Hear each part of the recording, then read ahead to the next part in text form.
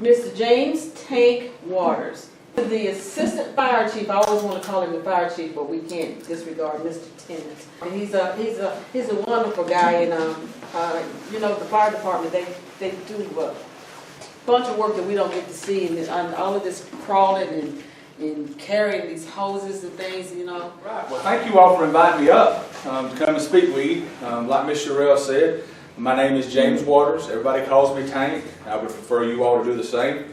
I do hold the rank of assistant chief. I pay that no attention. And if you're not my mama and you say James, I'm probably not going to turn around. Everybody calls me Tank. So I've lived here all my life, born and raised here. Obviously, my grandparents is Jim and Pat Cowan, the owners of Cowan Supermarket, former Cowan's Hardware. And worked there all the way through school, and began my career in the fire service in November of 1996. So coming up, I'll have about 22 years in here. And it's been a very rewarding career to me. It's very humbling. Personally, I don't think there's a better job out there in the world. So before we get started talking about Tryon Fire Department a little bit and emergency services, if any of you all have questions along the way, I like to answer questions because I could stand up here and talk about the fire service all night long. But I had rather use this as an educational session and inform you all to help answer any questions that you all might have as the way we do things. So I encourage that along the way. So where we're at now is 2018. We'll back up to 1911. That's when Tryon Fire Department was originally built. Understand, when I say built, that's when it was founded. The fire department was chartered in Tryon in 1922.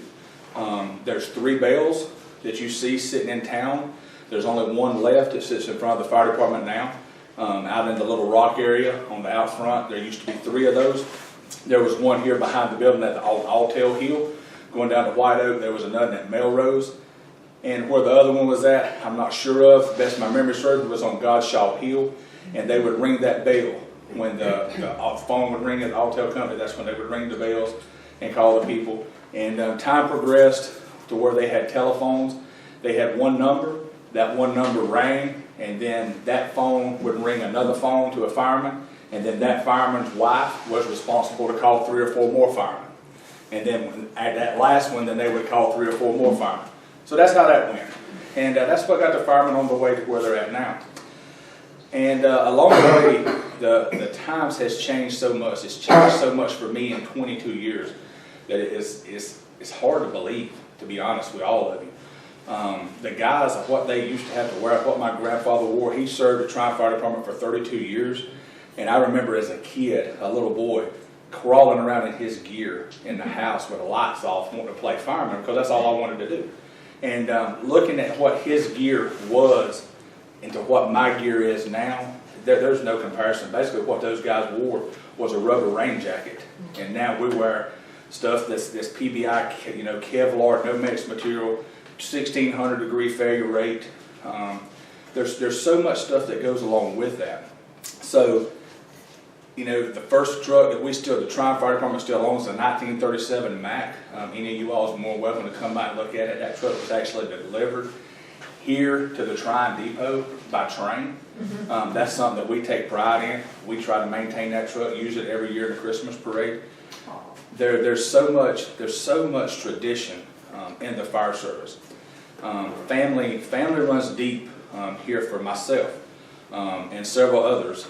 But myself, my grandfather, and then for 32 years, my daddy for 21 years that he done, and now myself. And being from here, you know, to me, I got a vested interest in Tryon. I'm not somebody that has chose to use Tryon as a stepping stone, like some people I think has at other times. They would come here and they would say, oh, well, I need a job. Well, you know, you read about an opening and they apply at Tryon, whether it be public works, sanitation, police department, fire department, and they get their feet wet and then they get a better opportunity to move and they leave. You know, I'm not your guy for that. Okay, I'm here for Tryon. I'm here for the citizens of Tryon. That's what I want. That's what I want to do. So I brought some items for you all to look at. Fire alarms that you see sitting on the counter, the little gray box, used to be into the dispatch center. I can pass that actually around, and you all can look at this. It's not heavy at all. I'll just start it right here with you. You can pass it around. So back when Tryon had 24-hour dispatch, those was monitored. And everybody in here knows how alarm systems work nowadays. Back when this box was active, that's not how it worked. It was audible. So you remember when we started this conversation a while ago, we talked about how the bell started. Then we talked about how the telephone started. So now that we're to where these alarms are at.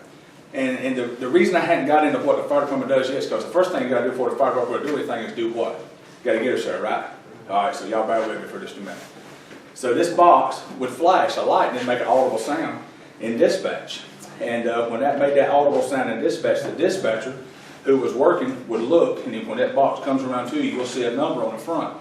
So for an example, if the number was 27, it may reflect, the Historical Museum in Tryon. Well, they know that's where that call was taking place at. So that's when the telephones would ring, the alarm would sound, and the fire department would show up here. Moving along on that, times changed, and they got what they call two-way radios, which now I know everybody's familiar with two-way radios, similar to a CB antenna. And they would call on the radio, and they would dispatch it, and they would get a crazy set of tones that wakes you up in the middle of the night, tells you where the fire's at. And but before the radios, there was just small pagers. It was just a, I don't know, probably 3 by 4 inch pager that you wore that had a tone activated in it, and you could put it on a private channel at night, and it'd wake you up. And then during the daytime, it was open. If somebody called you on the radio, they could tell you to call on the telephone, and that's what you would do. So moving along, they come up with these great jewels here. It's about where we're at now, 2018. It's a two-way radio. It's got a whole lot more features on it. I can probably talk on that radio from here to Charlotte if the weather's right, and the repeaters is right, and there's no interference with anything. That's kind of the way that those work like that. And they wake you up all hours of the night anymore. It used to be great, but now you're like, whew, that thing's going off again. So that's where we're at with the communications. Tryon's done an outstanding job keeping you all up to date with the communication side of things. You got Nixle that you all are probably familiar with. The town of Tryon has its Facebook page. Tryon Fire Department has a Facebook page. Code Red through the county kind of gets all that stuff out to you all. We try to keep the public as informed and as much transparency as we have with our radios, so you all understand what's going on. Because we can't do our job if you don't understand how and why we're trying to do our job one certain way. So I believe in keeping you all up to date. Some people says they're nosy. Well, I agree with that because we are human. So by human, we are what in nature? We're nosy. There's nobody in this room that at some point in their time is not nosy. I'm nosy. Hey, I see a fire truck going down the road. I'm like, where's that fire truck going? I want to know. Everybody in here does, okay? There's nothing wrong with that. So what we do is because we try to keep you all up to date on where we're going so you don't get in your car and follow us. Because these roads in Tryon with the infrastructure, there's not enough room for all of us to come, right? So now we can kind of do a little bit better of a job keeping you all informed, and you don't have so many rubberneckers, sightseers, gawkers, whatever you want to call them, trying to ride by and running over our fire hoses and doing like, not that we mind. Hey, we love seeing all of you all, but it becomes very aggravating when we're trying to work and you don't have enough room for the trucks that you're trying to work off of, and you got people. So we try to increase those avenues on the communication side of things. All right, anybody got any questions so far about anything? All right, you first. Okay. Speaking of everybody trying to go to a fire, probably, I don't know if it was 2 or 3 months ago, we were standing in line at the movie theater for an evening performance, I think, maybe, I can't remember the evening day, but anyway, all of Tryon's fire trucks went by screaming, and the rescue, and then here came Columbus, all there, and Saluda was next. It was like this massive, we're going, and it was loud, and they were everything, every fire truck, every rescue thing. Nobody knew what was going. What was that? Well, I would have to know the date when that happened. That was so many, and they turned left as you're coming down towards the theater from one side. Okay. You turn left somewhere up in that direction around. So there was a house fire, and it was up off of Pinecrest Lane. It was one of Thousand Pines' houses. Luckily, what it was a furnace malfunction. They had a power surge, and one of the valves was actually bad on the fuel barrel, so it just continued to dump fuel down. And because of the power surge, it had arced, so it in turn created a fire, which was in the basement. Luckily, the basement was a dirt floor, and it had no extension. When I say no extension, the fire was contained basically to the point of origin, and it didn't really run the walls, the ceilings, nor the rafters, and we was able to secure it. I'm glad you brought up what you brought up, because everybody wants to know why it takes so many fire trucks. To be perfectly honest with you all, it don't take that many fire trucks to do the job. The problem is we're no different than everybody in this room. We got a set of rules and guidelines we got to follow. They're set by the Office of State Fire Marshal, and they're set by the Department of Insurance. They tell us that at any time there is a working fire, and by the mean I say a working fire or a reported structure fire, whether it be residential or commercial, that 3 departments has to go. Okay? So you get 3 departments automatically. That's why it's called automatic aid. So you get those 3 departments, that's initially. So for Tryon, initially, right off the bat, Tryon Fire Department, Right. Columbus, and Saluda. All right? Then on top of that, you got your rescue, our EMS that has to come, which takes care of us or anybody that may be, in fact, trapped inside the fire. Here's the other problem with that. Once you get to that point, Tryon's required for the city of Tryon, where our water is really good. We have to have a minimum of 2 engines, which is 2 pumpers, and a service truck. Okay, if it's inside the township where the hydrants are still good, but it's outside the city, we're still required 2 engines, a tanker, and a service truck. So that's 4 trucks from Tryon Fire Department that has to go to that fire. Well, you should have been standing on the corner because we're going, not for one house. There's been a bomb or something, or a forest fire. I know. Everybody's just going, what in the world is so bad? They've got every single vehicle. I mean, you should have heard And it is hard. It is hard. It really is, because you know, like last night we had one up on 1,000 Pines Lane, up off of Carolina. It was a chimney fire, and we had all those same trucks that I'm telling you about coming. Where do you put them? Yeah. I mean, let's be honest. If we took our little mini cars that we got and tried to carry them up there, you cannot get them up there. I don't care how good you are. So we wound up with 3 fire trucks up there, and the rest of them we staged at the hydrant, which is fine, because you know the people who's on those trucks can walk up to where the fire's at. So, yes, to ma'am. sort of build on Carol's question, well, I want to make one quick comment first. I live 2 doors from Melrose Inn, and I want to tell you that I've never seen a more miraculous job of coordination and cooperation and strategizing and everything else as I saw that day with all of you guys. Thank you, ma'am. It was because it very quickly was obvious this was not a save the structure fire. This was a keep it from burning down everything on the block fire. And I was actually wouldn't have left anyway for a while, but so I was out there for probably 3-4 hours with Marilyn, and anyway, it was something amazing to watch. You guys were phenomenal. So when you get a situation where you say you've got regs that tell you how many minimum you have to have, when do you know that you need to call in the cavalry from other towns?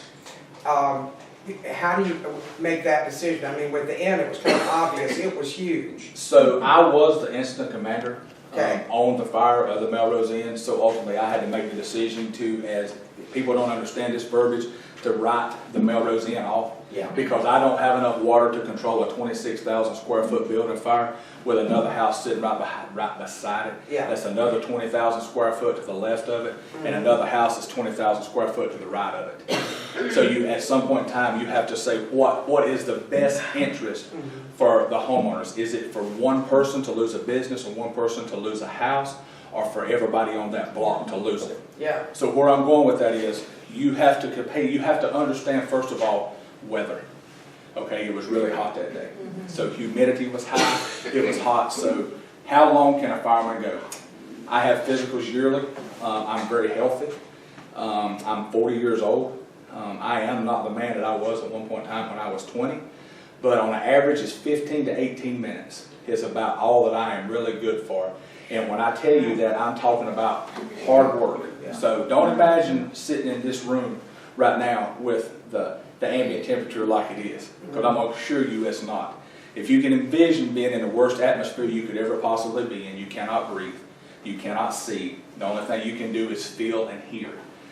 On average, it's anywhere between 450 to 850 degrees inside fires. Okay, so if it's It 100, was so hot at my place, 2 doors down, that I couldn't stand on my balcony Right. for more than about 2 or 3 minutes, and I had to get up. right, so if it's 100 degrees outside and humidity that day was actually around 96% humidity, that right there is going to tell you that these guys that is initially starting the first phase of this operation is going to last you for 20 minutes. So when you get to about that 10-minute mark, you need to do what they call a progression report, and you need to understand, do you have a control on this fire, or do you not have a control on this fire? It's nobody else's business. It's just a situation report that you had to be able to answer yourself. Obviously, at my 20-minute mark, I didn't have that, okay? So I had to start looking for other avenues and other options to get guys rotated in. Not saying that the guys are done for the day, but you got to give them an operation time to go sit down and get rehydrated, get a snack, and eat. So progression, weather, fire behavior, the time of the year. If it was 17 degrees outside or 25 degrees outside, you could operate a lot longer. You could probably go for 30 or 40 minutes. And before you, because your core temperature is cool, you're actually comfortable, because it's like being in a room that's got heat, because in fact it does. It's got a fire inside of it when it's really cold outside. But when it's really hot outside, you're calling into something that's hotter.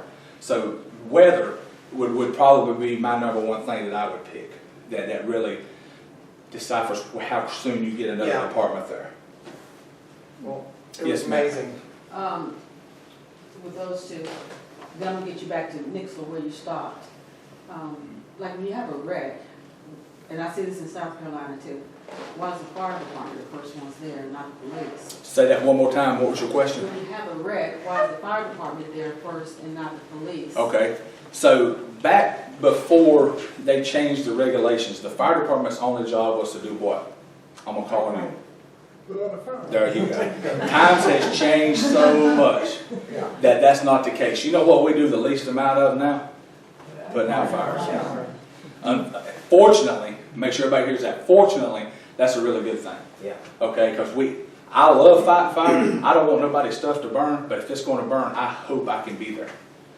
So I can at least try to make a difference, okay? I mean, I'm a fireman. I told Sherelle before she asked me to come up here and do this, I said, do you understand I'm a fireman? I'm not a speaker, right? Okay, I said, I talk, I'll tell you what you want to hear or what you need to hear, but that way. So when the fire started happening, fire departments had to progress to how we can stay busy and how you can get the best bang for your buck, because you're paying for it, okay? So instead of just doing that, the fire department here will use Tryon, because obviously that's what everybody in here is concerned about. Tryon Fire Department is not just a fire department, it's Tryon Fire and Rescue. If for those of you that understand what that is, that's great. But for those of you that don't, Tryon operates as a level 2 fire department. That's the highest you can go in the state of North Carolina, period. Level 2 fireman. There is no higher. Moving over to that, we're also a medical department. So you got EMT basics all the way up to the paramedic level, which is the highest you can go on an ambulance that you see out here in the road. Then you see the other part that says rescue. The rescue part goes from medical rescue, light rescue, medium rescue, to heavy rescue. We are heavy rescue. So what Tryon Fire Department says to everybody here, that we are the elite. We are some of the best of the best. And I'll be the first one to tell you that I have several guys that work for me part-time and volunteer for me that I will put up against anybody to do anything, any job. Matter of fact, you hear people say, well, Hendersonville does this. Some of them departments in Henderson County does this. So those of you know, I work a rescue truck in Henderson County as well. I got part-time firemen that comes out of the city of Hendersonville. The townships of Hendersonville, they work part-time for you all in Tryon. So at a moment's notice, you got access to some of the best in the world that's going to come and help you all.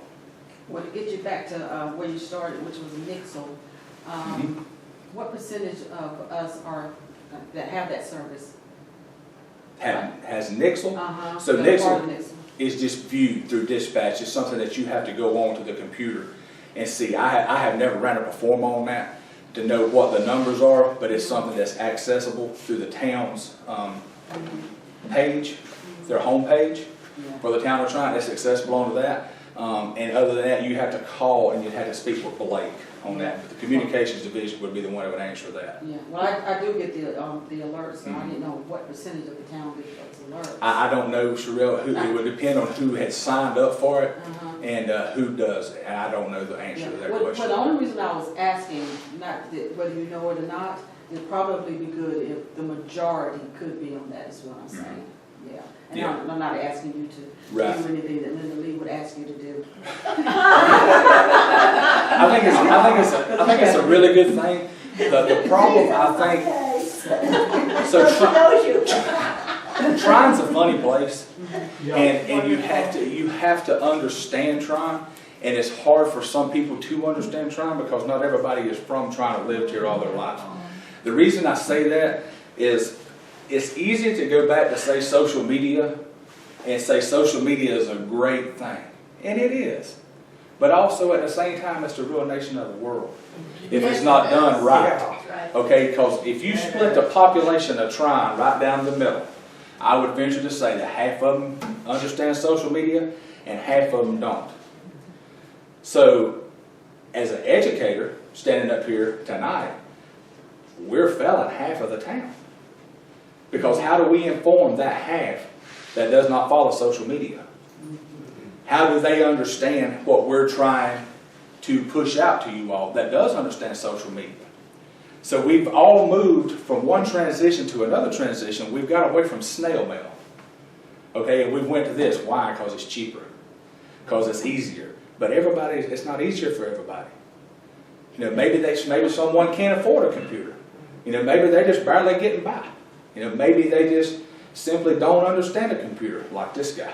You know, whatever the case may be. So I think you have to be careful. That's why I try to make sure that we send out pamphlets at the same time that we do social media blast.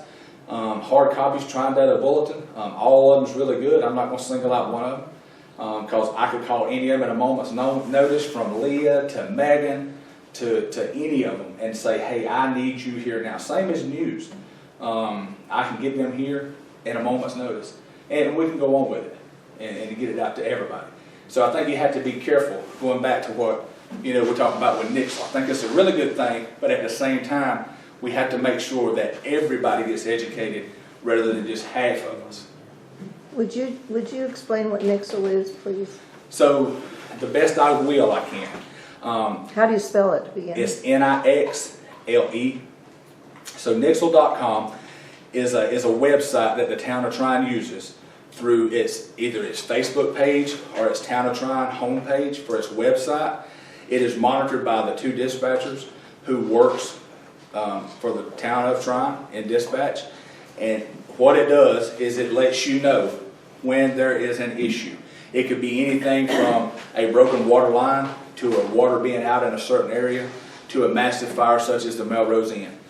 And between point A to point B, there'll be like the original message that was sent out, then it'll have amendments to it that you'll follow below that.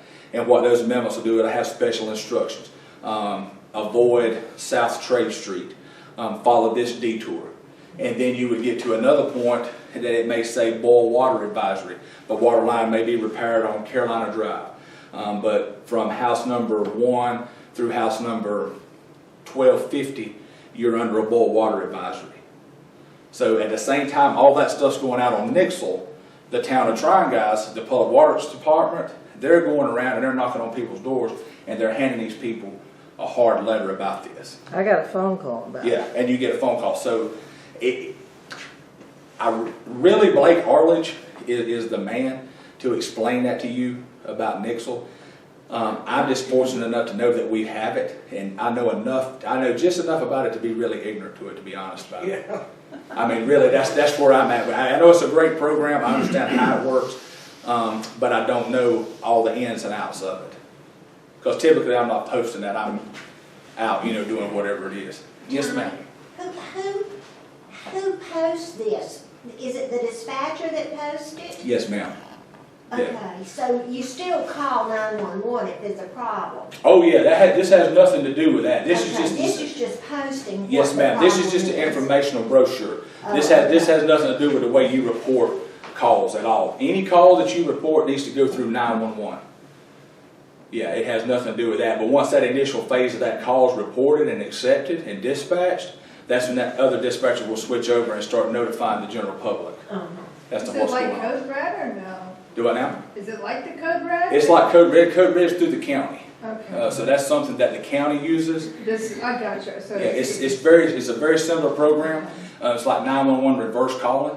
So if you need to do mass, like a mass call, we got 2 options in the county: reverse 911 call, as long as everybody was good little citizens and filled out their paperwork and sent it back like they were supposed to.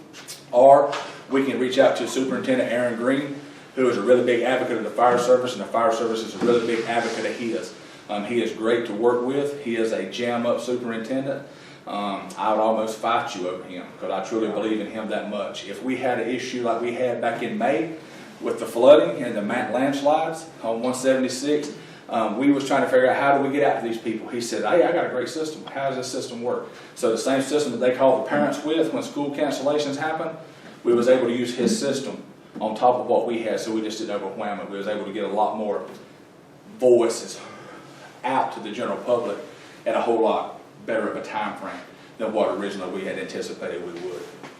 Yes, ma'am. How many professional firefighters does Tryon have, and/or versus you have also volunteer firemen? Okay, I don't want to sound rude when I answer this question, but every one of Tryon firemen is professionals. There is no, ma'am, they're not paid. Okay. So, but the only difference is either they're paid or they're not paid. So everybody, the people get really confused about that. I am one of the paid guys there. I'm the paid assistant chief, and then you got a paid chief, and then you've got part-time guys that can be called in. But there is no difference of a standard between a paid fireman and a volunteer fireman. That's what I wondered, because almost all small towns have to have volunteer Yeah. firemen. You just don't have enough people. You can't afford it. And so it's not like in New York City or something, but considered professionals, you'd be paid, Yeah. but you have to have your volunteers or you don't, you Yeah. just aren't. But you're right, all of them had to go through the same training. Yes, ma'am, they do. And I wasn't trying to give you a short answer on that. I want everybody to understand that if something happens that the paid guys is on another call and the volunteers show up, that they have the same exact training that we have, and they will be as professional as we will be, and if not, you let me know. And we'll address that issue. But I don't think you're gonna have that problem. We've got a really good group of people that care a lot. All right?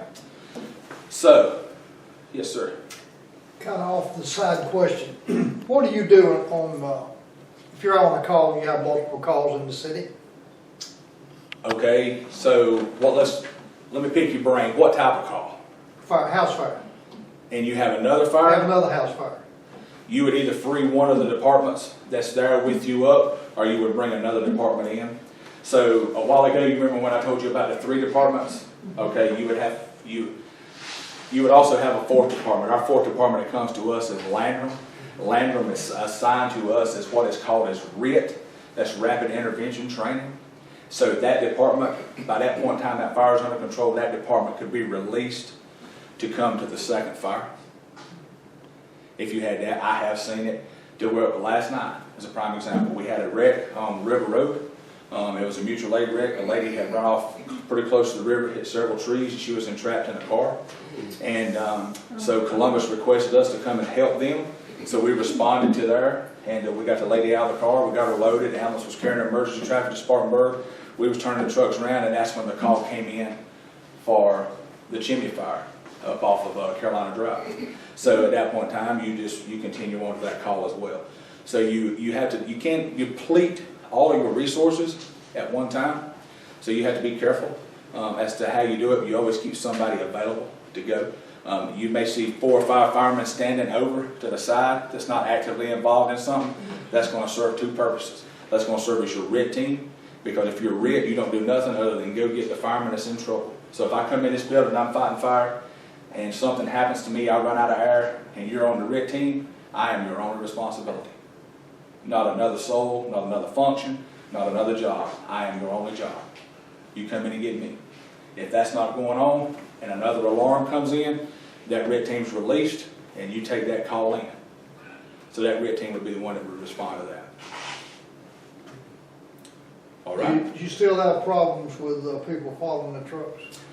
You know, occasionally. I mean, not so much following like they used to. It's a laughing joke. The trucks are newer now, so they don't spill as much water on the road. You used to when you drove a truck, especially if you went around Lakeland there, Carolina Drive. Every time you went around a curve, you know, the water would pour out the top of it. So you'd get to the fire, and then all of a sudden these people would be pulling up. You'd be like, "How do you know where I'm at?" Well, they found out where they at because they followed the water trail. And so that was always a laughing joke. But you have to be careful in the wintertime, you know, because if you wasn't on the truck was spilling water, and it turned to ice. And you get ice, and you'd slip, slide over, and everything else. Hey, So, I don't yes, want you ma'am. to think I'm being flip with this question, but I lived in a very small town, very similar to Tryon in California. Mhm. And the fire department was called all the time to get cats out of trees. Mhm. And they did for a long time come and do it. But I think they finally stopped there because they said, you know, we have so many other jobs. And if the cat went up, if you put cat food down, the cat will come down. So it's really, but do you get calls like that? We do. The last one I had was probably 2 or 3 months ago. It's up on Godshaw Hill area. The problem is we'll come out and we'll help you assess the situation. We'll help you get a can of cat food. We'll put it at the bottom of a tree. Not to give you a short answer, but nobody in this room has ever saw or seen a cat skeleton in a tree. That's right. Okay, so it's going to come down, Exactly. and it may not come down while you're standing there. Right. But to give you the truthful answer about it, VFIS is who our insurance company with. They really frown Yeah, up on us climbing up to get a cat, because if something, you know, God forbid something does go wrong, you slip, Yeah. you know, or somebody brought a cat, you know, attacks you, makes you fall off the ladder. It's hard to justify why you had a fireman climbing a ladder Right. to get a cat when that first question, although we laughed at that first question, you know, it's really truthful. You know, how much have you really ever saw and never I had? just skirt around it now. I've called gowns once or twice Yeah. through the years, because and I said, I hate to do this, and because I do hate to do it. But I can kind of tell it. Yeah, you And have to. Yeah. You have They to do weren't what you have to do what you have to. All right. So moving along. So moving on towards Tryon's been a really busy department. It's changed. It's changed from what you all know it. Changed from what I knew. I remember when Tryon Fire Department run 200 calls a year, 222 calls a year, 500 calls a year, 600 calls a year. Last year we ran 1,226 calls. Wow. That is a lot. That is a lot of calls for 2 paid people to run and a volunteer base to help them out with. That's a lot. That's everything. Understand that, okay? That's medical, rescue, and fire. So that's all of them combined. But that's a lot. So be proud of these guys when you see them out on the side of the road. Tell them that you appreciate them. Yeah. Let them know that you do. You don't have to tell me. I've paid my dues, and I've been fortunate. But younger guys is the ones that need to hear it. I came in at a time where everybody loved all of us. Everybody loved emergency services. They loved the police department. They loved the fire department. They loved your EMS people. Unfortunately, everybody in this room knows that's not the case no more. That's why I wrote the letter to the Yeah. bulletin. They associate us with everybody People- else. Yeah, they You need know, to know we appreciate it. And I'll be honest with you, I stand arm in arm with law enforcement. You know, I think it's just like anything else. There's always going to be some bad apples, but the only way to get rid of the bad apples is for everybody to stand together, not divide. You got to stand together so you can figure it out. You know, so let them know that you appreciate them. It's a very busy place. The equipment that you all provided us with now, the taxes that you all pay. I know you hear of a tax increase. We was privileged to finally get 4 cents on that. That was huge for the town of Tryon. That was huge for the citizens of the town of Tryon. That's something we have been asking for. We had asked for a tax increase for the last 20 years, and we had been promised and neglected every year, and it had been declined. We went 4 years ago before the board of the commissioners.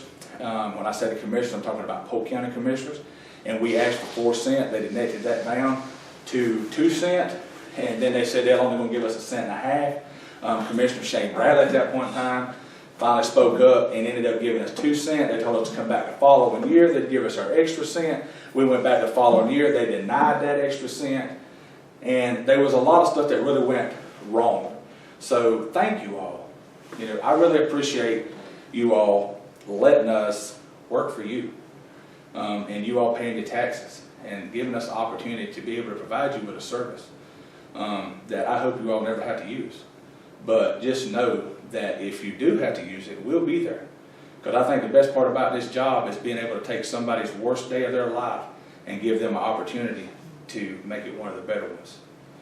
Whether it's just a small part in that or whether it's not. You don't win them all. There's a lot of times we lose. Everybody's definition of losing is different. That's something that you all have to work through together. That can nobody determine what that is for you, only we can, and for one another. But understand, you win some and you lose some.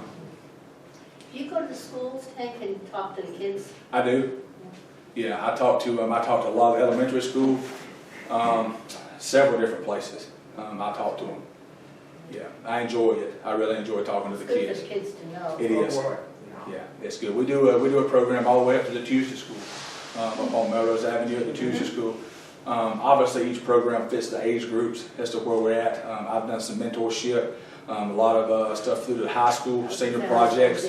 I've had several of them that followed all the way over to that, and it worked out really well.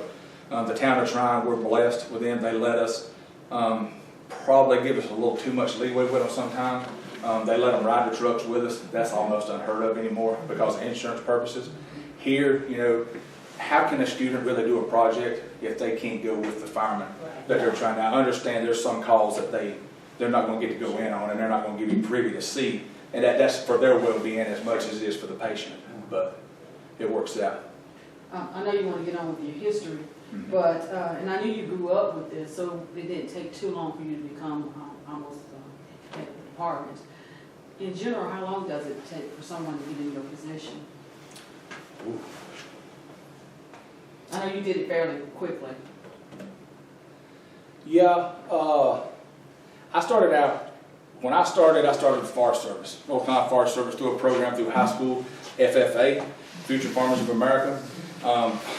It's kind of funny looking back on it now. The reason I joined the FFA was simply because they would come get us out of class from school, and we could go out and we could fight bush fires. So I started then with that. So on a side, if somebody joined today and they stuck with it, and they didn't have necessarily, even if they had a full-time job, if they had the classes broke down, now probably 2 years before they could get their before they could get their firefighter certification. And then you got about 4 months now, every Tuesday and Thursday, every other Saturday for your EMT, to accomplish your EMT. Rescue technician, to get your general rescuer is not really that difficult.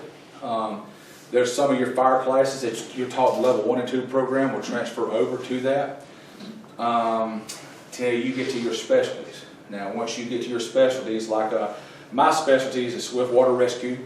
I've been deployed to Matthew. I went to Hurricane Matthew. I left here, headed to Lumberton, Aden, not Aden first. I don't know where I went to.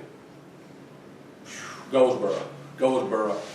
Then I was supposed to go to Kinston. They moved us from Kinston, diverted us from Kinston to Aden, and then I left Aden and was able to come home. So swiftwater is a really big thing of mine. I like swimming. I like swimming in rapid water, very swift water. I think it's fun. It's very dangerous, but I get a thrill. I get a thrill out of it. I really do. And then ag rescue. So because I think ag rescues, I've always ran tractors from the time I had my grandfather on the farm, because we raised our own cattle, our own beef. So we had our own farm for the grocery store and the hardware store at the time, and I enjoyed the equipment side of things, the running the tractors. So if somebody turns the tractor over on them or gets caught in the auger, that's more my specialty. I understand how to get people out of that. I understand at the same time, majority of the time, it's a fatality. Most people don't survive with accidents like that. So probably 2.5 to 3 years. 2.5 to 3 years that you would give you an opportunity to do it. Now, once you move up in rank, that's going to take some time. Yeah. I mean, I was 4, 5, 6 years in before I became a lieutenant. Maybe less than that, maybe 3. And then I was about between 9 and 11 years in, I was moved to captain. Oh, And then Wow. after that, then I was moved to what would be known as a battalion chief's position. And that was about 13 or 14 years. And then I was moved into second of command as the assistant chief or deputy chief, whichever, each department's different, but as number 2. 2010, 11? 2010 or 11 was my last day. I've been one before that, but as far as being assistant chief was around 2010, so about 8 years ago. Okay. Yeah. Thanks for hanging in there. Oh, I enjoy it. Yes. Yeah. The only good thing about being a chief officer is being able to be a voice for your people. That is the only thing, because you're the one that has to make all the decisions. You're the one that has to hurt people's feelings. You're the one that has to fuss at the fireman when you was that same crazy fireman that's doing the same crazy thing he's doing now. You know, now you're fussing at him, but you used to do the same thing. You know, so it's funny. It's funny how that works. Yes, ma'am. After all those years, there's usually one thing that each fireman just hates, you know, oh no, it's the phone at 2 in the morning, or it's getting burned, or it's getting so sweaty, or whatever it is. What's your one thing that you do not like about being a fireman? Hey, Oh, Lord. That's And it could be something as simple as, you know, never getting to keep a regular what's that schedule. on my head off me? Something. It's hot. I tried to tell you it was hot here while ago. You just left me. Yeah. I told her when I come in, I said, I said, it's hot in here. Miss Linda Lee sitting back there with a jacket on. She about to burn me up. I'm gonna be looking at her. Me too. I don't really know the answer to that question. Probably the one thing that I don't like, I guess, is feeling like I have failed. And when I say that, it could be construed as so many different ways. I think that's where, once you get so much experience and you never quit learning. The day you quit learning will be the day you get killed. So if you think you know it all, you better go on out that door and find you something else to do, because it's fixing to jump up and bite you. But I think that's probably it. I mean, I could build on that a lot, but just feeling like I've failed somebody, whether it be a citizen, whether it be a fireman, or somebody that you don't even know, that may be from out of town. You never want that feeling, but at the same time, that feeling comes across you because, there's a lot of times it don't matter how hard you work or how good of a job you try to do, even if you give it 150%, like I told you all a while ago, you win some and you lose some. You don't want to look at it as losing and winning, but you have to find a way so you can gain self-peace for yourself to understand that you did all you could do. Because at the same time, it's a very rewarding job, a very humbling job, it's a very reminding job. So there's a lot of times through all of our careers that we lay our heads down at night, and you can never forget some things that you have witnessed, things that you responded to, things that you tried to make a difference in that you just simply couldn't, whether you was late getting there due to the nature, whether the fire was too far advanced before you got there, or simply somebody didn't really give you a chance to help them. And that's something that you all in here as citizens gets to read about and hear about tonight when we standing in front of you. But that's something that a group of guys had to go and participate in, and we had to turn around and walk away from that after it was over. So that's the one thing that I hate about being a fireman. But at the same time, the flip side of that is that makes you a better fireman, because it makes you a better person in general. Because it makes you appreciate the simple things in life. A fresh cup of coffee in the morning, a warm bed, a hug, a citizen patting you on the back. That's what keeps you going. If you look back at all the horrific moments and just the terrible, terrible stuff, the most terrible stuff that you could imagine, you wouldn't make it. I mean, it would consume you. So that would be my answer to that. That would be what I hate about it. But other than that, I love it. I think it's the best job in the world. How much How many negative comments do y'all get on a regular basis about the way you handle things? You know, everybody Monday morning quarterbacks things. Oh, yeah. I look at it like this.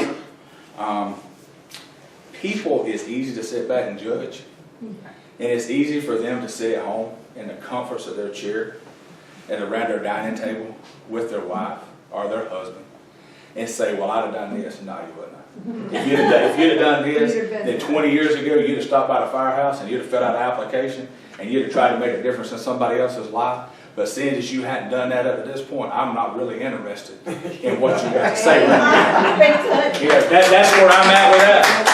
Simply because they have had an opportunity all their life to make a difference. So don't criticize somebody who's trying to help somebody else. I carry a bunch of applications with me. Do I now? Carry a bunch of applications. We do. We carry we go right on our cell phones. We can just pull them up. We can print them off and we can hand them to you. Yeah. But yeah, that's the kicker to that. Yeah. Show and tell. Wrap it up. Yes, ma'am. I have one question. I live in the country. And the departments that come to our rescue have a proper equipment to, if you live on the water, to pump the water out of the river to get to use it for to fight the fire? Yes, ma'am. So if you, anytime you look at one of the big trucks that comes through town, if you look all the way up to the very tops of them, you see the big black hoses on the side of the road, on the side of the truck, that's suction hoses. They hook into the side, there's 20 foot of them. They can be through off into a pond if the truck can get close enough, whether it be a pond or a swimming pool, or it can have what's called a dry hydrant. A dry hydrant versus a wet hydrant, which is what you see sitting up here at the corner. A wet hydrant means it's got water going to it all the time. A dry hydrant is a hydrant that's ran out into the lake. And we pull what they call a prime on that. When we pull the prime with that fire truck, it creates a draft. When it creates that draft, then we begin pumping water from that water source there into the fire truck and sending it wherever it needs to go. At Tryon, because we're really lucky and a lot of experience again at Tryon, we have a floating pump. That floating pump is designed for us to be used. We use it a lot at Lake Lanier. I've seen a lot of houses protected with that floating pump at Lake Lanier. It's very simple. It's really a two-man job. One man can do it. It's a little aggravating because it's heavy, but you just take the pump. It's got a hose already hooked to it, and you crank that pump, sit it down in there in the water, and you can put a nozzle on it, and you can just sit there and spray water on a house.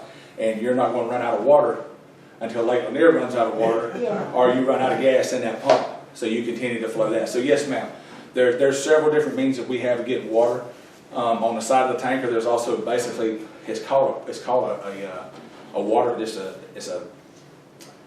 basically a swimming pool. It's what is a drop tank. It's what it's called, and it'll hold 3,000 gallons of water. So when the tanker pulls up, he'll pull up beside the engine. He'll set that drop tank off. And he'll put 1,250 gallons of water in that tank, and he leaves and he goes back to the hydrant to get more water. When that next truck's coming in, he continues to dump water into that drop tank, and that's where that engine's continually getting that water from.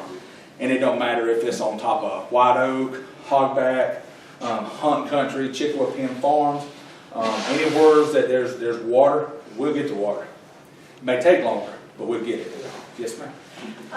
I think I mentioned that I lived in a town in California very similar to this, where we had mountains. And people hike in them all the time, and then the call goes in, someone I think is lost in the mountains. Does that call go to the fire? I mean, it's 911, but did the police take it from there? Did the fire department? My husband was in a unit that was called out on horseback, a volunteer, because that was the only thing that could get in to wherever this person was. But is it the fire department that takes that call? I thought so. Yeah, here the fire department runs everything. Do you use that kind of service here at all? We do have access through Henderson County for a horseback team. Here, what you see us use most of the time, you see the UTV running around. Here, we got the feeder trails. So the UTVs will fit down the feeder trails. We don't abuse those. What we do with those is we help people out on the feeder trails. If somebody falls off a horse, we go and get them. We also do what they call pre-planning. So in Tryon's area in Hunt Country, we know where those feeder trails are at. We carry our UTVs down through there. We cut trees that's across those trails. out so people can continue to ride horses. People say, well, why does the fire department do that? We also use those same trails for fire breaks. Yeah. So as long as we keep those trails clean, then we can gain access in to put out brush fires, woods fires, and also get people out. So just, people don't always understand. They see a fire truck or a UTV going down the road with a load of firemen. Yeah, we're going to have fun. I'm not going to lie to you. We're going to go have fun. But at the same time, we are still working. Yeah. So that's how that works. But yes, ma'am. Do you have a Dalmatian? No. Yeah. Thank you, bud. I Oh, appreciate a that. mascot. That is water, right? They told me to be careful with some of y'all. I don't know if you was one of those or not.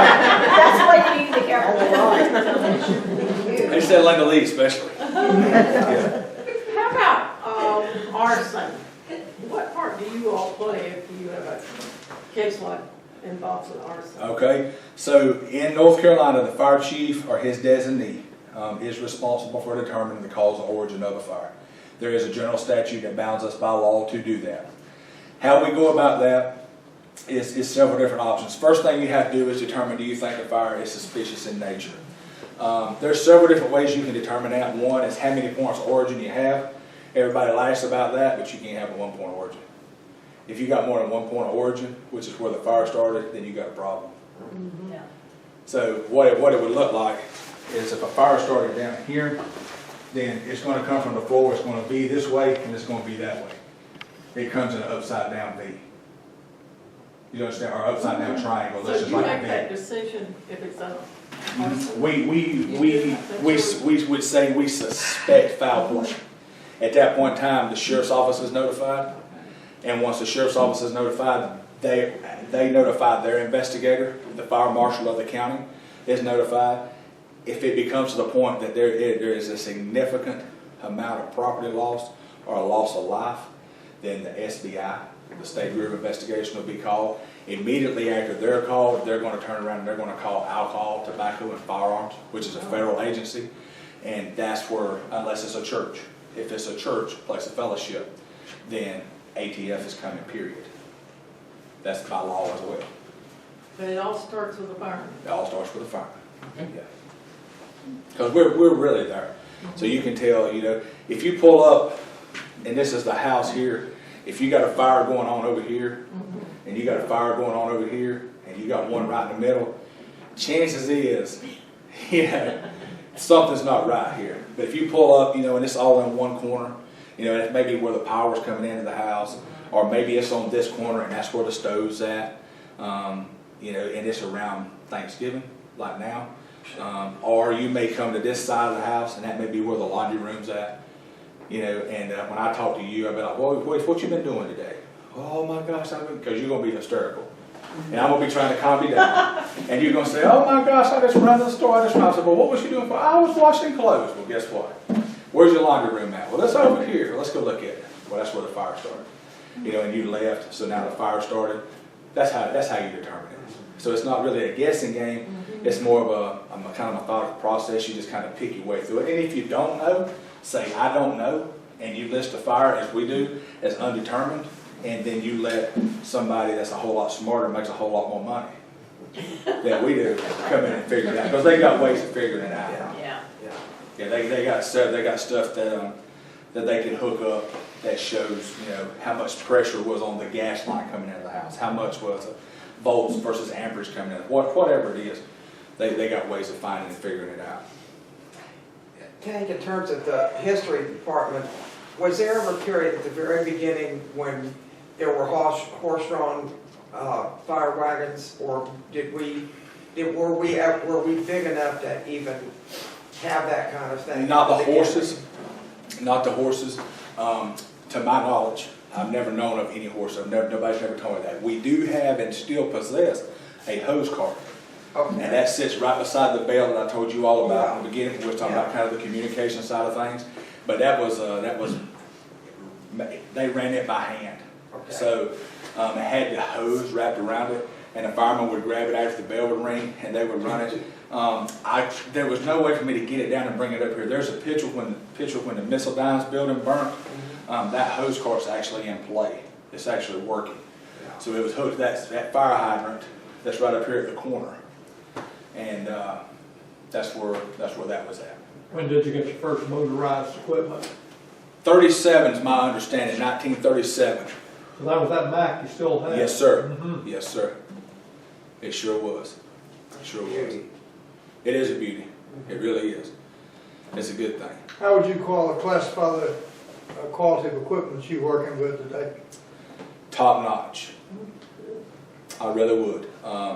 We have always tried to manage ourselves to where, even though we might understand, for an example, we have to replace a truck coming up. It's a 1986. I'll be the first one to stand in this room and tell you there's nothing wrong with this truck. It is my favorite truck. I will cry when they have to get rid of it, or when we have to get rid of this truck. But there again, another set of rules from NFPA says that a first out truck cannot be over 30 years old. Unfortunately, this truck is a 1986, so she's. Well, somebody up there is looking after you down here, and it says you gotta do that. Yeah, it tells us what we gotta do. So what you can do is move that truck to reserve status and still count it, but the problem for Tryon is we've only got 6 bays. Yeah. So when you replace that truck and you put that new truck in there, where do you end up putting the old truck? That's where you run into problems at. Could you put it on Canal Road at that new substation or whatever you call it? Yeah, that's Columbus's. Oh, that's Columbus. Yeah, that's Columbus's, yeah. See, I was next door and I've got to try on that. I was all gonna work for you. Yeah. You know, trying to talk about it at one point in time with substation, but our district just don't require it. Our ratings is really good enough. We got water far enough out that our department is there. I do wish when they built that department that we're in now, I wish they'd have done what everybody still does the same thing now. They build for what they need then. Yeah. You know, it's like us, you know, if you and I get married today and we go out and we build us a house, we're going to build us a house. Well, we just built us a house for you and me. Well, then guess what happened? You wind up pregnant. Well, now we ain't got enough bedroom. Then you wind up pregnant again. You know what I'm saying? It's a trend. But if you look around the world, that's what goes on all the time. Yeah. So when the firemen built the Tryon Fire Department that's there now, they built what they needed. It's a really nice facility, but guess what? We've outgrown it. But back then, they wasn't even running wrecks. You know, now we're running fire calls, wrecks, medical, providing heavy rescue. There's a lot more services being provided out of that one little building. And unfortunately, when you do that, you have to grow. And when you grow, it costs a little more money, you know. We're picking back off of his question about the history. We want to know about that. Yeah, so again, this is an old helmet. I wish we could still wear them. They won't let us. These are metal. They obviously they done away with the metal helmets for electrocution hazards.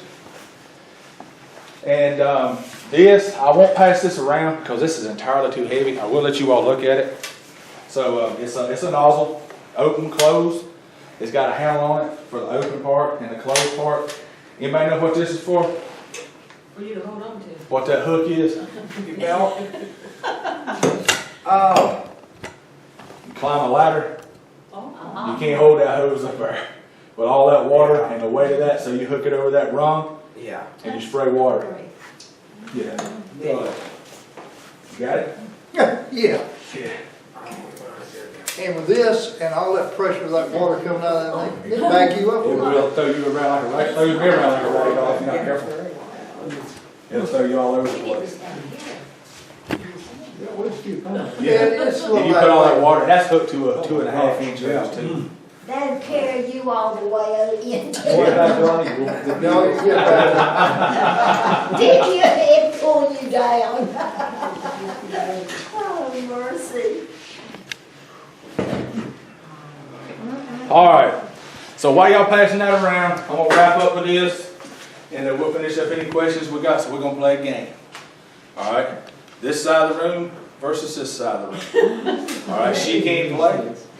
She's out. You can't even phone a friend. Okay. So we're not gonna do that. She's out. So how many of you know what a fire hydrant is?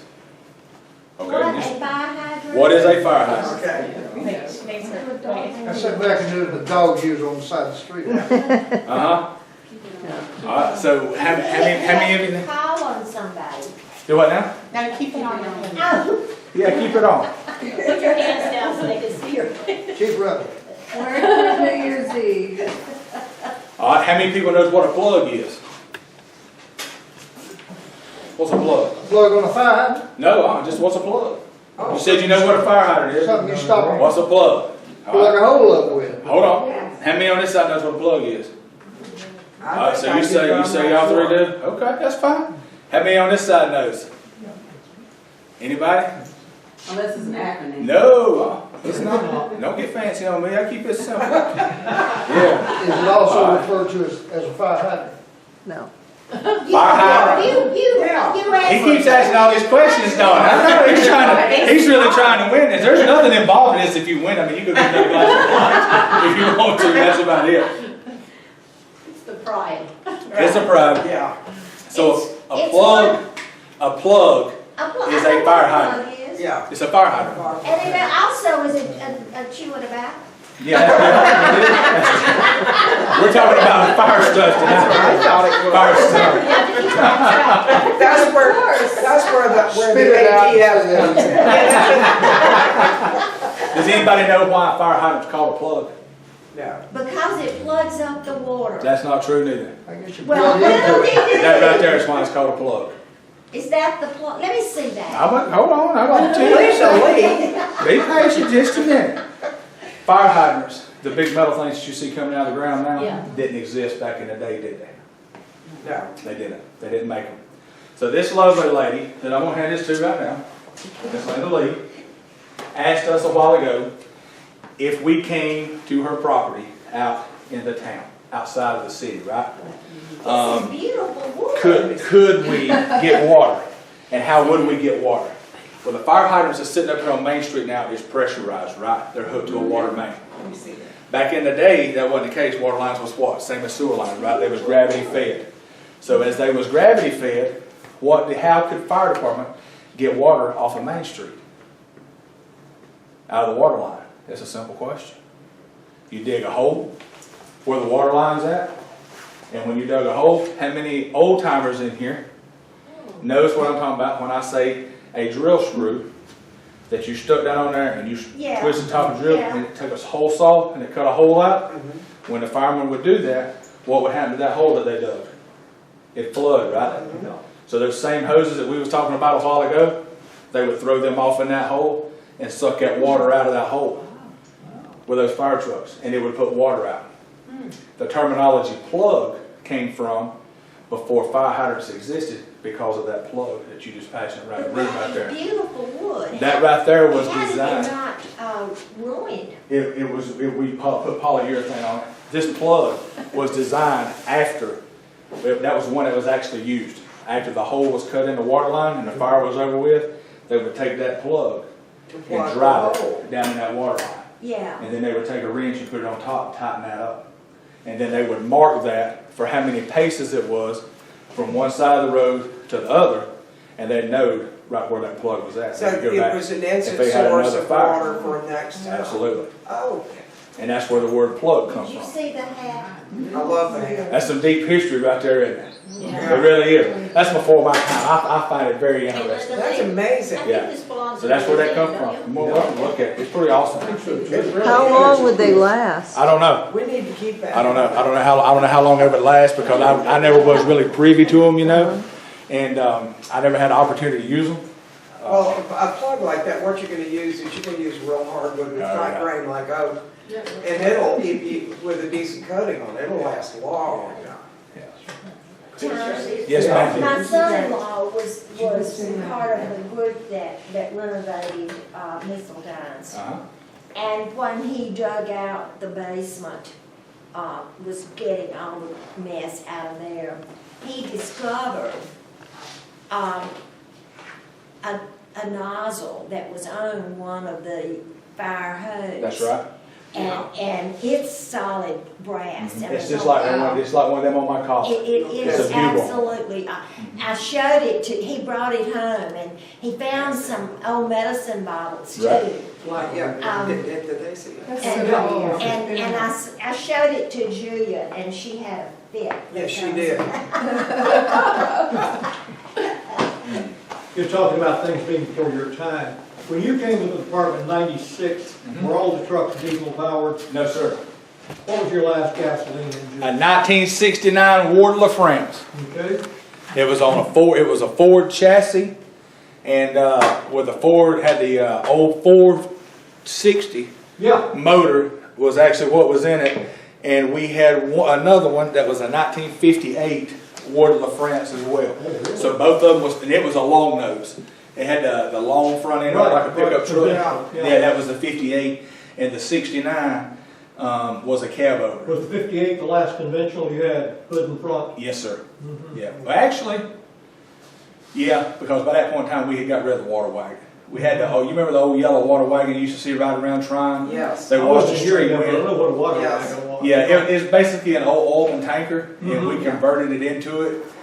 You couldn't hold a gun on a fireman and make him drive it in the wintertime, and you'd had to have a gun to get to drive it during the summertime. Because every time you mashed a brake, the water would pour over the top of it, it'd freeze you to death in the wintertime, and you'd burn you to death in the summertime. So nobody wanted to drive it in the wintertime, but everybody wanted to drive it in. Yes, ma'am, Sherelle. We're not gonna hold you up because I know you probably have other things to do. Mhm. But tin roofs, I know that people want them because they're economical, but what would be your suggestion if you could have them not have tin roofs? Because they just hold the You fire. know, that was a big chore for us at the Melrose Inn. Yeah. Yeah, It had it. I mean, that's no big secret to that. I understand why people have them. I have contemplated putting one back on my house. There is a way that we can ventilate those roofs. The problem is they're dangerous when they're wet. If they got any pitch at all to them, the firemen slide off of them. There's a whole lot more to it. So, short answer, I would stay away from them because the screws that they use to put them down, you're not going to get no longer of a life out of those than you will if you pay for the upper end shingle, which is a 25 or 30-year shingle. So really, what's the benefit? I mean, if you say, well, I like rain on a tin roof, well, put a piece of tin or put a piece of flashing metal outside your bedroom window. You know, it's not hard to figure out. There's other ways around that. I would stay away from them. They're dangerous.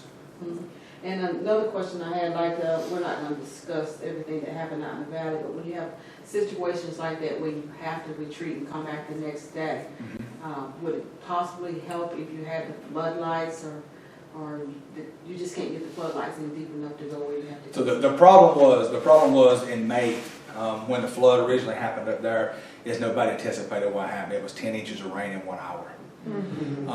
We had always experienced trouble on the riverside, which included everything but not limited to this flooding. Houses washed away, lost a life on that side of the road. Back prior to my starting, it was 76 or 77 when the baby got swept away from the mama's arms. Up there, that happened. That night that the slides happened, there was 36 slides total that was found out. They all broke out at 2,800 feet up on the side of the mountain. Everything from trees to rocks to mud to soil came down off the side of the mountain, so we lost complete access and any ability to remotely get to anybody. So everything had to be done by feet, by walking. The problem with that was the mud was chest deep, so every time a fireman would take a step, we would sink up into it. It became a problem for us because of down power lines, where the trees had knocked down power lines. Power lines were still alive, they were still arcing on the ground, so that in turn energizes the water, the ground that's around us. Snakes, people have a tendency to forget about that. 176 from the time you go past Warrior Mountain Road till you get to Saluda is probably one of the only areas on a cool night that you still ride and guaranteed to see rattlesnakes. There were several of them spotted that night that we was battling with those as well. So it was a chore from the beginning to end. So it wasn't so much not having the right equipment, it was being able to access the situation and then having the people with the appropriate training to deal with that. What we ran into is every time you would move one board, 20 boards would fall down and replace that one board. You might move a scoop of dirt and you would get 2 more dump truck loads of dirt. So it became a point that we was going to have to get it stabilized as best we could, and the closest team to us was USAR Task Force 9 out of Buncombe County. And they arrived here that night and they made their recommendations, which was for us to start back the following morning. even though we had gained access to the house where the lady was found deceased, once we gained access to there was nothing we could do with it. You couldn't move nothing. And because at that point in time, you couldn't get the equipment there. So then we backed up and said, okay, if we can't try to rescue her, we can try to get the road open. So that's when the operation shifted from rescue to accessibility. And we started clearing the road out and doing all that. And then it was unfortunate around 8:30 the following morning is when she was located. And then that specialized team, again, going back to those specialties that we talked about a while ago, your average people just can't go into stuff like that. I mean, it takes somebody with special training to go to do that. And that's what they done. And they was able to recover it, and it worked out. And, fire is a huge, huge problem in California. And like Cheryl's question, there are a lot of towns now who will let you only put a certain kind of roof on your house. You cannot use shakes or shingles No, you anymore. can't. And it's the law. Is that true anywhere around here? It's not around here. It's not here. California's got some really stringent stuff. They burn thousands of acres. We do burn thousands of acres at times. The biggest brush fire in Tryon that I know of was back in 2006. It was around 700 something acres. It was on 176. That's when it burnt from what used to be the old pottery place up there on the right hand side. John Bombers, or Vic Bombers, his pottery place, and it burnt from there all the way up to Bear Creek. And went all the way up Bear Creek subdivision and crossed all the way over to the other side of Howard Gap Road, which was above the monument. And it burned all the way up to there. One of the problems in California is that they're not being allowed to remove any of the dead wood in the forest. Right. And so, it's really asking for it. Well, some of them people out there in California, They're nuts. they're a little different. I've heard Cheryl Me personally, I have a final question. This is from Mrs. Waters. Your husband has been excellent tonight. Yeah, you can add great speaker. And a lot of that's too. due to you. Yes. My question for you is, how is it living this lifestyle with him? It's Excuse me just a second. it's good. It's okay. There's missed birthdays, there's missed holidays, but it's all because it's what he loves to do. And you gotta be so proud. Oh, I am. Oh, gosh. I pitch my fits every once in a while. Yeah. We have our first grandchild, and he missed his first birthday, but he wouldn't have been anywhere else, and that's what I do. But When that phone rings, does your stress level automatically go up like, uh-oh? no, ma'am, because and I'm not just saying it because he's mine, but he's the best of the best, and when he is in that capacity, he's using, his mind, and he's doing. When the phone does go off or the pager does go off, he's already thinking and preparing, and that's why he does and does what he does. But I wish he could have touched on it a little bit more. His grandfather is really the reason that he loves fire. And John. and when you hear him and Pop talk about getting to go on the calls with him and going around the house with it pitch black dark and things like that, why in the fire service people call it nepotism, but it's not nepotism, it's just all they know. Tradition. It is tradition. It's family tradition. And there's nothing more traditional, and like he said, more, they're a brotherhood, and it's great. But no, I don't. It's wonderful. I can imagine how much fun it would have been to ride around with Jen Cowell and talk about being a fireman. Because She wants you to touch a little bit on your and your granddaddy's relationship, and then your wife does. Sure, I'm gonna do what now? You can explain. You need to talk about how, with Pop, and how that is y'all's connection, and how that is why you got fired. Okay. Let's see, how do I go into this? When I was a little boy. Yeah. It really is. Once upon a time.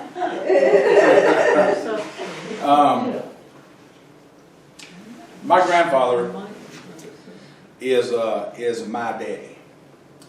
I'll be as open and as honest about this as I know how to be, because I believe that's where you get your most of your stuff at. My mother and my father both had an addiction problem. When they was too young to have even had me, they got pregnant and they had me. With that being said, I'm not looking for a sob story. I'm not interested in one. I'm doing right well for myself. Thank you. They got down to going the wrong path, so they couldn't stay together, and they had their extracurricular activity of fun to have a child. So that's how I became to my grandfather and my grandmother. They raised me. With them raising me, they ran two businesses. They ran a grocery store, they ran a hardware store. So they didn't have the opportunity of having choosing schools, daycares, and everything else, because my grandfather said, basically, the hell with that. He's a young man, I'm gonna put him to work. So he put me to work. Stocking shelves, breaking down boxes, taking out trash, sweeping floors. And as time progressed and I got older, I worked more. And then it got to the point where I didn't want to be separated from my grandfather. I want everybody to understand that I love my grandmother as much as my grandfather. But my grandfather was my life, because I was with him from beginning to end every day. So as time went along, he was in the fire department. But I told you he was here for 32 years. So I didn't know no different. So when Pop went somewhere, I had to go with Pop. Yeah. I want to go with my grandpa. I don't want to go with my grandma. She's going to Bells or Sears to do some shopping. I'm not going to do that. I'm going to stay with my grandpa. So we did that. So Pop had it originally, the best I remember, because I was really young, y'all. I mean, I'm talking, my mom and dad separated when I was 7 or 8 years old. So around that age, he would have to go down on Sundays and check the store to make sure the refrigeration equipment was working. At the same time he had to do that, he was always really good at the dispatchers, because the police officers was really good to him. So he would carry them buy ice cream, and we would go in. While he was there, he would have to check on the fire trucks to make sure that it was ready for the next run. So now guess what this little bitty boy started getting to accomplish? I started getting to go by the fire department. And I thought there was nothing like a fire truck, right? Because even all little boys love fire trucks. And little girls love fire trucks too. Absolutely they do. So, Do you have any women on your team? do what now? Do you have any women? Oh yes, ma'am, we got several. Yeah, sure do. And it became a necessity to my life to have to be around them. I seen so many father figures. I could stand up here and name them. Gary Walker, who retired as the public works director from the town of Tryon. He raised me. I mean, he had a huge hand in raising me. Rick Cole, who's on the school board of education now. He's an older fireman. My grandfather, he would teach me things because I was fascinated by it. I never was one that cared about the red lights or the siren. If you see me come through town and I'm really blowing a horn and the siren really loud, please move, because I really need to get to where I'm going. You see other people come through sometimes doing that. They really don't need to be in that big of a hurry sometimes. But that wasn't never really what drew me to it. It was the bond that we had. And I think that bond was built because of mine and my grandfather's, and I will forever be indebted to him for that. So he would take air packs. I don't have no way of showing you what one is. It's how we breathe inside fires. It's the cylinder that you see on our backs with the straps that comes over the shoulders. He would have to check those. So I stood there and I watched him, and I'd asked him, how does this work? He showed me. Well, how do we rack this hose, Pop? How do you run this pump, Pop? How do you get dressed as quick as you do, Pop? Well, he showed me. So when I landed in November of 1996, guess what nobody had to show me? Nobody had to show me how to run a truck. Nobody had to show me how to get dressed. Nobody had to show me how to put an air pack on. Nobody had to show me how to rack a hose. And my grandfather instilled into me something that I'm very proud of, and that's hard work. You can have all the education in the world, but if you don't, by God, have the willingness to get up on your feet and give your butt a rest, then you will never accomplish anything at all. I truly believe that with everything in my body. Yeah. And that's just where I'm at. So he played a huge role in my life because it was all the time. I remember going to fires. Now they would crucify a fireman at the cross for this. If this happened, I was 13 years old, 13 or 14. And he got a new set of turnout gear. So when I say turnout gear, it's the stuff we wear into the fires when we fight a fire. I begged him. Oh, please, let me have your gear, let me have your gear, don't get rid of it, don't get rid of it. So he talked to the chief at the time. I said, yeah, you can keep it, don't worry about it. So he kept it, I wore it out. I wore holes in the knees from crawling and everything else. So I had this set of gear. And there was an old house. Everybody know where Viewmont Heights is at on Carson Street in Tryon? Okay, so going around past Viewmont Heights, you see that fire hydrant that sits right on the edge of the woods right there? There's a little road that's got a cable across it. Yeah. There used to be a green 2-story house that sat out there. The fire department received that house to burn.